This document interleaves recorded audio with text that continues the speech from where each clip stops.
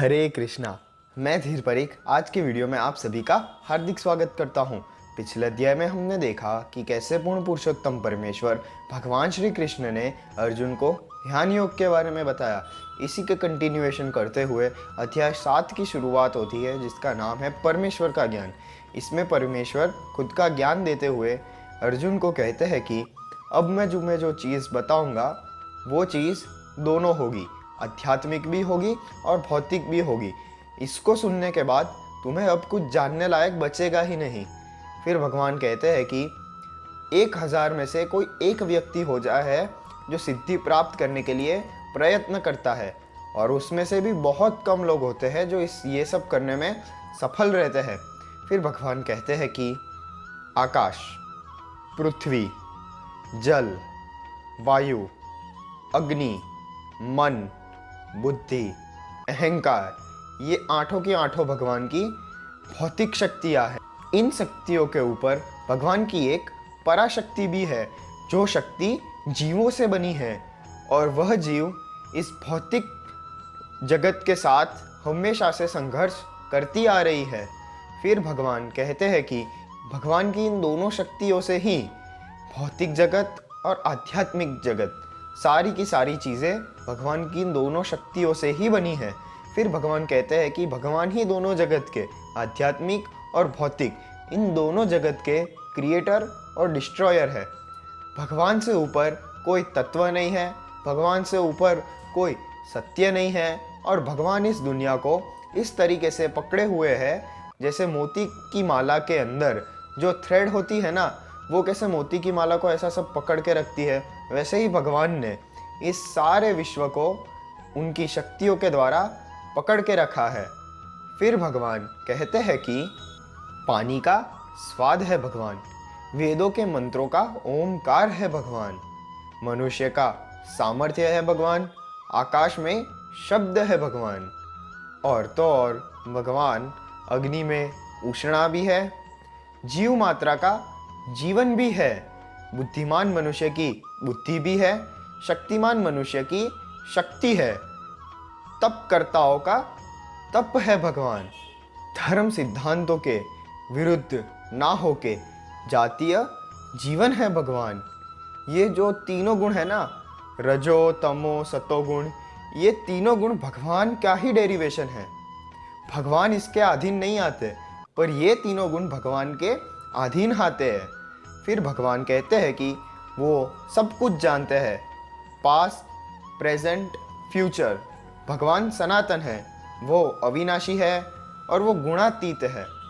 भगवान कहते हैं कि ये तीन जो भौतिक गुण है, रजो तमो सतो, ये तीनों भगवान के अधीन है, और जो मनुष्य भगवान की शरणागत हो जाता है वो मनुष्य इन तीनों गुणों को बड़े ही आसानी से पार कर सकता है। आगे आगे भगवान ये कहते हैं कि ये 4 प्रकार के लोग, ये 4 प्रकार के पापी लोग कभी भी भगवान की शरण में नहीं आ सकते। तो कौन से हैं वो लोग? तो सबसे पहले आते हैं मूर्ख लोग, फिर आते हैं अधर्मी लोग, फिर आते हैं वो लोग जिनका ज्ञान माया ने ढक दिया है, और चौथे होते हैं वो लोग जो दैत्य प्रकृति धराते हैं। ये 4 दुष्ट लोग कभी भगवान के शरणागत में नहीं आते। फिर भगवान कहते हैं कि ये 4 प्रकार के लोग होते हैं, वो ही भगवान के शरणागत में आते हैं। पहले होते हैं दुखी लोग, दूसरे होते हैं अर्थार्थी लोग, तीसरे होते हैं जिज्ञासु लोग, और चौथे होते हैं सत्य की मार्ग पे चलने वाले और सत्य की खोज में लगातार डूबे रहने वाले लोग। फिर भगवान कहते हैं कि इन चारों में से जो पूर्ण ज्ञानी है वो हमेशा भगवान की दिव्यमय सेवा में तल्लीन रहता है, वो भगवान को सबसे प्रिय है और भगवान उसको सबसे प्रिय है। जो मनुष्य भगवान की दिव्य सेवा में हमेशा रहता है वो बहुत ही जल्दी भगवत प्राप्ति कर सकता है, और वो सबसे उच्च प्रकार की सेवा करता है। फिर भगवान कहते हैं कि जो लोगों की बुद्धि इस भौतिक इच्छाओं द्वारा हर ली गई है, वो लोग बाकी के देवी देवताओं की पूजा करते हैं, उनमें यज्ञ करते हैं, और भगवान कहते हैं कि वो जो ये सब करते हैं ना, वो भी आखिर में कृष्ण भगवान के पास ही जाता है। तो भगवान भी तुरंत उन्हें सारी भौतिक इच्छाएं प्रदान कर देते हैं, जिससे उनका भगवान में विश्वास बना रहे। जन्म जन्म के बाद जब किसी मनुष्य को ये ज्ञान होता है, ये सत्य ज्ञान होता है कि सारे कारणों के कारण तो परमेश्वर है, और तब जब वो शरण लेते हैं, ऐसे महात्मा बहुत दुर्लभ है।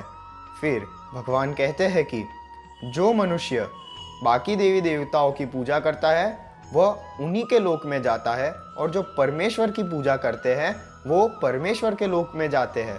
हम आगे आगे देखेंगे कि बाकी देवी देवताओं के लोक में और परमेश्वर के लोक में क्या अंतर है। फिर भगवान ये भी कहते हैं कि जो दूसरे देव देते हैं, जो दूसरे भगवान होते हैं, जब वो देते हैं तो वो सारी चीज़ें टेम्पररी होती है, और वो देवता वो देते हैं जो हम मांगते हैं। पर जब कृष्ण भगवान हमें कोई चीज़ देते हैं तो वो चीज़ परमानेंट होती है, और कृष्ण भगवान हमें हमेशा वही चीज़ देते हैं जिसकी हमें ज़रूरत होती है। फिर भगवान कहते हैं कि जो भगवान को पूरी तरीके से नहीं जानते और जो बुद्धिहीन मनुष्य होते हैं, उन्हें लगता है कि पूर्ण पुरुषोत्तम परमेश्वर पहले निरंकार थे और अब उन्होंने जाके शरीर धारण किया है। ऐसे लोगों की अज्ञान माया ने ढक लिया होता है। फिर भगवान कहते हैं कि वो मूर्ख लोगों को कभी अपने दर्शन सीधे तरीके से नहीं देते, वो अपने अंतर्गत शक्तियों के द्वारा इन लोगों को दर्शन देते हैं, जिनसे वो लोग कभी ये चीज़ समझ नहीं पाते कि भगवान अजन्मे और अविनाशी है। जो मनुष्य भगवान की दिव्यमय सेवा में अपनी पूरी चेतना से लगा रहता है, जो मनुष्य भगवान को ही इस जगत का, देवों का और यज्ञ का कंट्रोलर मानता है, वो ही मनुष्य अपनी मृत्यु के समय पे भगवान को जान सकता है और समझ सकता है। और इसी के साथ अध्याय 7 पूर्ण होता है और मैं धीर आपसे विदा लेता हूँ। तब तक के लिए हरे कृष्णा।